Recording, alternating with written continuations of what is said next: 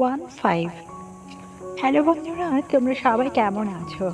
আশা করছি তোমরা অনেক ভালো আছো। বন্ধুরা, তোমাদের সাথে আমি এখন পর্যন্ত কিন্তু অনেকগুলো ভিডিও শেয়ার করেছি। আজকে ঠিক তেমনই আরও একটি ভিডিও শেয়ার করার জন্য চলে আসলাম। বন্ধুরা, তোমরা সবাই জানো যে আমাদের এই চ্যানেলটি কাদের কাদের জন্য আমি ভিডিও তৈরি করি। তো তোমরা যারা আমার এই ভিডিওগুলো পছন্দ করো তারা কিন্তু অবশ্যই আমার চ্যানেলটি সাবস্ক্রাইব করে আমার সাথেই থাকবে। চলো, আজকে আমি তোমাদের জন্য আরও একটি চমৎকার কাহিনী নিয়ে হাজির হয়েছি, সেটাই আজকে তোমাদের সাথে শেয়ার করব।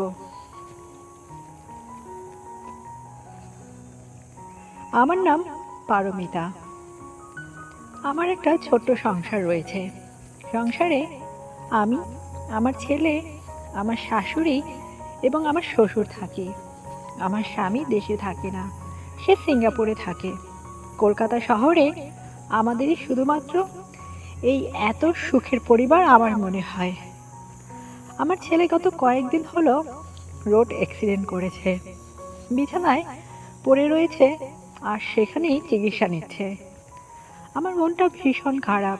সবসময় চেষ্টা করি আমি আমার নিজেকে একটু হাসি খুশি রাখার জন্য, কিন্তু সেটা সবসময় হয়ে ওঠে না। কারণ যে মায়ের ছেলে বিছানায় অ্যাক্সিডেন্ট হয়ে পড়ে আছে তার আবার কিসের সুখ? আমার ছেলে শুধুমাত্র চোখ বলতে গেলে কোমায় চলে গিয়েছে, মুখ থেকে তেমন একটা কথা বলতে পারে না। এদিকে আমার স্বামী আজ থেকে প্রায় 12 বছর আগে বিদেশে পাড়ি জমিয়েছে, যেন আসার কোনো নামগন্ধই নেই। আমিও তো একটা মেয়ে মানুষ, তাই না বন্ধুরা? আমারও তো একটা জীবন রয়েছে। আমি কোনো সময় আমার স্বামীকে কিছুই বলতাম না, শুধু বারবার আমি তাকে বলতাম, দেখো, আমি যদি কোনোদিন বদলে যাই এজন্য কিন্তু সম্পূর্ণ দায়ী থাকবে তুমি। কেননা তুমি আমাকে কতটুকু গুরুত্ব দিয়েছো সেটা তুমি ভালো করেই জানো। আমার স্বামী বলতো, এই তো আর কয়েকটা দিন টাকা পয়সা আয় করে আমি চলে আসব, তখন আমরা আগের মতো করেই থাকবো। কে জানে সেই কয়েকটা দিন কবে শেষ হবে? আসছে না। 12 বছর চলতে লাগলো, তারপরও তার কোনো দেখা নেই। এদিকে আমার শ্বশুর শাশুড়িও বেশ বৃদ্ধ। যাই হোক, আমাদের 3টে রুম। এক রুমে আমি থাকি, আর এক রুমে আমার ছেলে থাকে। আর অন্য দুটো যে রুম রয়েছে সেই রুমে, মানে একটা রুম রয়েছে সেই রুমে হচ্ছে আমার শ্বশুর শাশুড়ি থাকে। তো অনেক দিন পরে আমার শ্বশুর শাশুড়ি আমাকে তার রুমে ডেকে বলল, কি গো, তুমি তো আমার নাতির ভালো খেয়াল রাখছো না, ওর কি লাগে না লাগে সেটা একটু খেয়াল করো না। আমি বললাম, আচ্ছা ঠিক আছে, আমি খেয়াল করছি। সেদিনকে রাত 11টার সময় হঠাৎ আমি শব্দ পেলাম আমার ছেলে রাহুলের রুম থেকে কিছু একটা বাটির নিচে পড়ার। আমি দৌড়ে গেলাম যে ওর কোনো কিছু লাগবে কি না, কিন্তু আমার ছেলে জানি না কি এই বাটি বা বাইরের বাতাসে ফেলেছে কি না, আমি আর বুঝতে না পেরে দেখলাম ও ঘুমিয়ে আছে। আমি চলে আসলাম। রাতের বেলায় আমার নিজেরও একটু ভয় লাগছিল, কেননা এত বড় ঘরে, তার উপর আগে তো আমার ছেলে সুস্থ ছিল, যার কারণে কোনো কিছু হলে ও আমাকে রক্ষা করতে পারতো। কিন্তু এখন তো ও একদম উঠে দাঁড়ানোর মতন সেই শক্তিটুকু নেই। তো এখন যদি কোনো সমস্যা হয় তাহলে কি হবে? তো বন্ধুরা, এসব কথা ভেবে আমি একটু ভয় পেয়ে গেলাম। ভয় পাবো, ঠিক আছে। তো আমি এরপরে আমার রুম থেকে উঠে গিয়ে আমি আমার ছেলে রাহুলের রুমে গিয়ে শুয়ে পড়লাম। রাহুলের আবার ঘুম ভাঙলো। ও কিছু বলতে চাচ্ছিল, কিন্তু আমি বুঝতে পারছিলাম না। আমি সেদিনের মতন ওর সাথেই ঘুমিয়ে পড়লাম। সকালবেলা উঠলাম, ওঠার পরে আমি যা দেখলাম তাতে আমার চোখগুলো একদম পুরো ছানা বড়া হয়ে গেল। ছেলে শত হলেও ছেলে আমার, কিন্তু আমি ওটা দেখেও না দেখার ভান করে রুম থেকে বের হয়ে আসলাম। কি দেখেছি আর কি দেখিনি সেটা আমি সামনে বলছি, তোমরা শুনতে থাকো বন্ধুরা। যখন আমি এরপরে ঘরের কাজটা শেষ করে আমার ছেলেকে গোসলের জন্য পানি গরম করতে দিলাম, তখন খেয়াল করলাম সকালে যে দৃশ্য আমার চোখে ধরা পড়েছিল সেই দৃশ্য আবারও। বুঝতে পারলাম আমার ছেলে হয়তো অনেকদিন অসুস্থ, এজন্যই কোনো একটা ওষুধের প্রতিক্রিয়া হচ্ছে ওর শরীরে।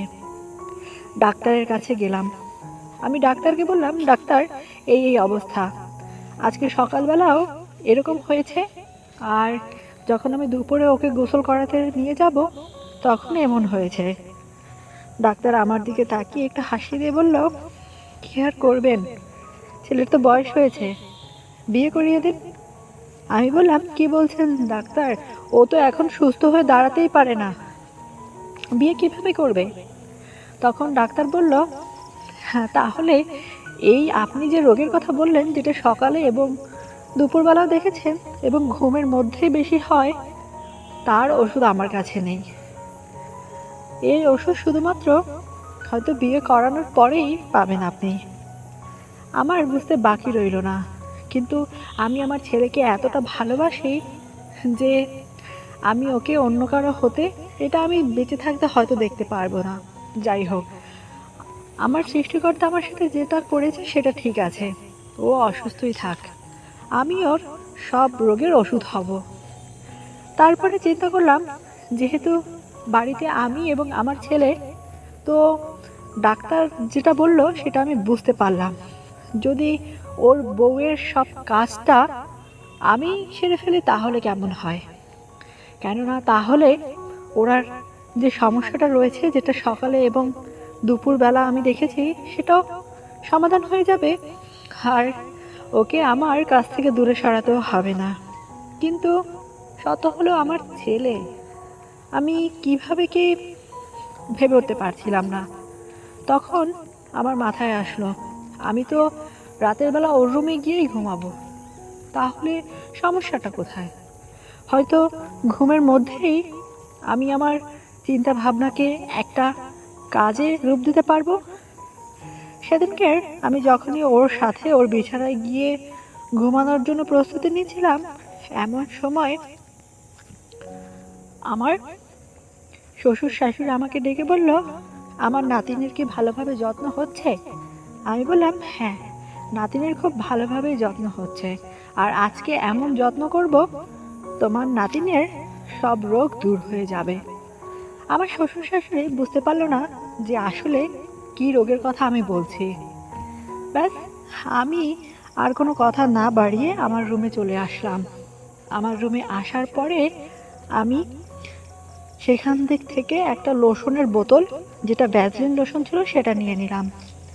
কেননা আমি এটা নেওয়ার অনেক কারণ রয়েছে।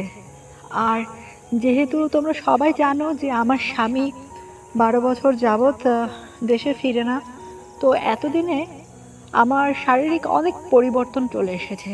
কী কী এসেছে পরিবর্তন সেটা আমি তোমাদেরকে বলবো, একটু অপেক্ষা করো। তারপরে দরজা জানলা সব কিছু বারবার চেক করে যখন দেখলাম সব ঠিকঠাক আছে, সেই মুহূর্তে আমি আমার ছেলের রুমে চলে গেলাম। আর ভগবানের কি লীলা খেলা, ভগবানও একদম পুরো আকাশ গর্জন করে বৃষ্টি নামিয়ে দিল। যখনই বৃষ্টি নামিয়ে দিল তখনই বুঝতে পারলাম পরিবেশটা, এবং আমার সৃষ্টিকর্তা হয়তো চাচ্ছে যে আমি যে কাজ করার জন্য এগিয়ে যাচ্ছি সেটা আমি করে ফেলি।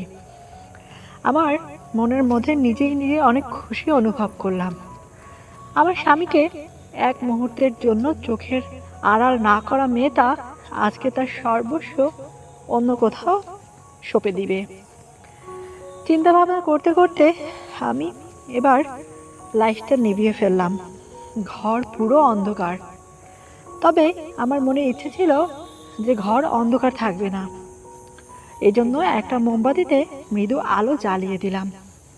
ঘরে এবার আমার ছায়া পড়ছে, ছায়াতে আমার পুরো অবয়ব বোঝা যাচ্ছে। আমি এবার আস্তে আস্তে করে শুয়ে পড়লাম।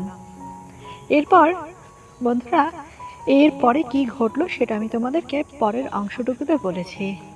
তো তোমরা যারা পরের অংশটুকু শুনতে চাও তারা অবশ্যই আমাকে কমেন্ট করে জানাও। আর হ্যাঁ, আমার চ্যানেলটি সাবস্ক্রাইব করতে কিন্তু একদমই ভুলবে না, ঠিক আছে? তাহলে যাও, তাড়াতাড়ি করে পরের অংশটুকু শুনে ফেলো, কমেন্ট বক্সে লিংক দেওয়া আছে।